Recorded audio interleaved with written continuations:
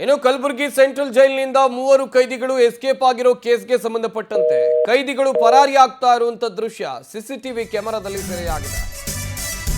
Central ಜೈಲಿನಿಂದಲೇ 3 ಕೈದಿಗಳು escape ಆಗಿದ್ರು.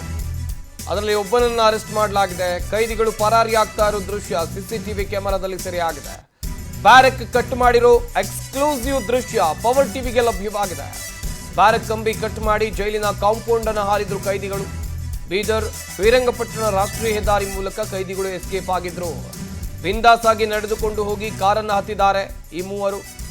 Kalaburagi central ಜೈಲಿನಿಂದ ಯಾವ ರೀತಿಯಾಗಿ 3 ಪರಾರಿಯಾಗಿದ್ರು ನೋಡ್ತಾ ಇರಬಹುದು. ಸಿಸಿಟಿವಿ ವಿಜುವಲ್ಸ್ಗಳಲ್ಲಿ ಎಲ್ಲವೂ ದಾಖಲಾಗಿದೆ. ಮೊದಲು ಬ್ಯಾರಕ್ ಅನ್ನು ಕಟ್ ಮಾಡ್ತಾರೆ. ಈ ಬ್ಯಾರಕ್ ಅನ್ನು ಕಟ್ ಮಾಡೋ ಟೈಮ್ನಲ್ಲಿ ಜೈಲ್ ಸಿಬ್ಬಂದಿ ಏನು ಮಾಡ್ತಾ ಇದ್ರು ಹುಟ್ಟಿಕೊಳ್ಳುವಂಥ ಮೊದಲ ಪ್ರಶ್ನೆ ಇದು. ಏನು ಮಾಡ್ತಾ ಇದ್ರು ಜೈಲ್ ಸಿಬ್ಬಂದಿ?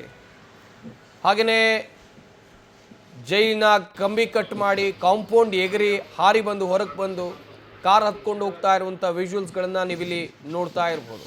ಜೈಲಿನಲ್ಲಿದ್ದ ಕೈದಿಗಳು ಹೊರಗಡೆ ಬಂದು ಹೇಗೆ ಆರಾಮಾಗಿ ಓಡ್ಕೊಂಡು ಹೋಗಿದ್ದಾರೆ. ಕಾರ್ನಲ್ಲಿ ಹೋಗಿದ್ದಾರೆ, ನಡ್ಕೊಂಡು ಬರ್ತಾರೆ. ಮೊದಲಿಗೆ ರಸ್ತೆಯಲ್ಲಿ ನಡ್ಕೊಂಡು ಹೋಗ್ತಾ ಇರುವಂಥ ದೃಶ್ಯಗಳನ್ನು ನೀವಿಲ್ಲಿ ನೋಡ್ತಾ ಇದ್ದೀರಾ.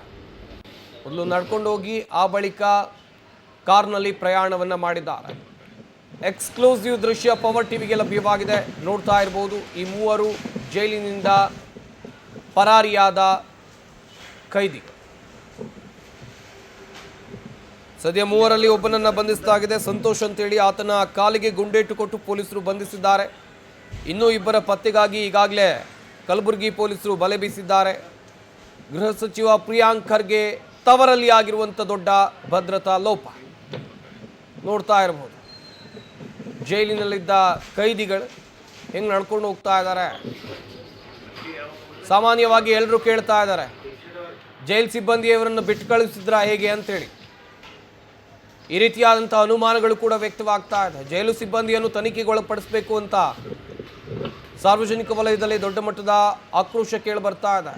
ಹೀಗೆ ಜೈಲು ಒಳಗೆ ಇದ್ದವ್ರು ಹೆಂಗೆ ಹೊರಗೆ ಹೋಗ್ತಾರೆ ಅಂತ. ಕಂಬಿ ಕಟ್ ಮಾಡಿಕೊಂಡು ಕಾಂಪೌಂಡ್ ಹಾರಿ ಇದೇನು ಸಿನಿಮಾನ? ಹೀಗೆ ಅನೇಕ ಅನುಮಾನಗಳು ಕಾಡ್ತಾ ಇದೆ. ಒಂದು ಜೈಲಿನಲ್ಲಿ ಯಾವ ರೀತಿಯಾದಂಥ ವ್ಯವಸ್ಥೆಗಳು ಇದೆ, ಹೆಂಗೆ ಕೈದಿಗಳಿರ್ತಾರೆ. ಈ ಹಿಂದೆಯೂ ಕೂಡ ನೋಡಿದ್ರಿ, ಐಷಾರಾಮಿ ಜೀವನ ಜೈಲಿನೊಳಗೆ ಸಿಗ್ತಾ ಇತ್ತು. ಕೈಯಲ್ಲಿ ಮೊಬೈಲು, ಸಿಗರೇಟು, ಹೀಗೆ ಬೇರೆ ಬೇರೆ ರೀತಿಯಲ್ಲಿ. ಆದರೆ ಈಗ ಜೈಲಿನಿಂದಲೇ ಎಸ್ಕೇಪ್ ಆಗ್ತಾ ಇದ್ದಾರೆ. ಇಷ್ಟರ ಮಟ್ಟಿಗೆ ಭದ್ರತಾ ಲೋಪ ನಮ್ಮ ರಾಜ್ಯದ ಜೈಲು ವ್ಯವಸ್ಥೆಯಲ್ಲಿ ಇದೆ.